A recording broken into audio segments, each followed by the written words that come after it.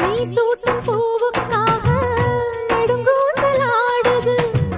நீ வைக்கும் பொட்டுக்காக நடுநெத்தி ஆடுது. ஆத்தாடி ஒன்னத்தானே உயிர் நாடி தேடுது.